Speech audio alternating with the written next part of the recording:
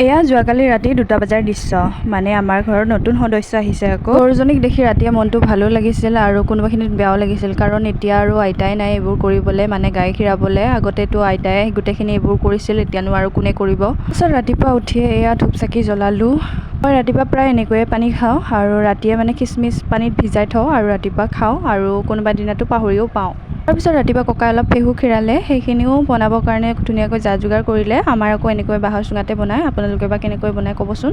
College যিহেতু নাছিলে, চাউলখিনিকে ভাবিলোঁ চাফা কৰি থওঁ বুলি, যিহেতু আমাৰ এক্সাম চলি আছে, সেয়েহে আজি নাছিলে আৰু কলেজ থাকিলে দিগদাৰো হয়, আৰু সেইকাৰণে ভাবিলোঁ কেইটামান একেবাৰে চাফা কৰি থওঁ বুলি। এইবোৰ কাম পিছে মই আগে একেবাৰে কৰি পোৱা নাছিলোঁ, যেতিয়াৰ পৰা এনেকৈ আইতা নোহোৱা হ'ল এইবোৰ চব নিজেই কৰিবলগীয়া হ'ল। আৰু এইবাৰতো মই ধানো জাৰিবলগীয়া হৈছে, আৰু জনাই নজনাই নিজে কৰি লওঁ, কাৰণ আমি কাৰোবাক মাতি কৰাই ল'বলৈও যিহেতু আমাৰ তাত পইচা নাই, আৰু সেইকাৰণে যিমানখিনি পাৰোঁ নিজে কৰিবলৈ চেষ্টা কৰোঁ। আমাৰ ককাই আকৌ ভাত খাব দিলে চাহহে খাওঁ বুলি কয় নহয়, সেইকাৰণে ময়ো এয়া এফালে চাহ খাওঁ বুলি ক'লে চাহো বহাই দিলোঁ। আনফালে আকৌ দুপৰীয়া সাঁজ বনাবলৈ হ'লেই নহয়, এয়া এইফালে যা যোগাৰবোৰ কৰি লৈছোঁ। আৰু আমি যিমান গৰমেই নহওক কিয় জুইতে বনাওঁ, কাৰণ আমি গেছটো শেষ হ'লে ভৰাবলৈ বৰ কষ্ট হয়, সেইকাৰণে যিমান পাৰোঁ ৰেহাই কৰিবলৈ চেষ্টা কৰোঁ। ভাত খাই উঠিতো তামোলখন লাগিবই ন, ঘৰতে আছে বুলি একে ইচ্ছামতে খাওঁ মই। আৰু তামোলটো চাওকচোন ইমান ধুনীয়া। আৰু আজিৰ মিনি ব্লগটো ইমানেই, আজিলৈ বিচাৰিছোঁ, বাই বাই। যদি ভিডিঅ'টো ভাল লাগিলে তেন্তে মোৰ চেনেলটো ছাবস্ক্ৰাইব কৰিব বুলি আশা থাকিল।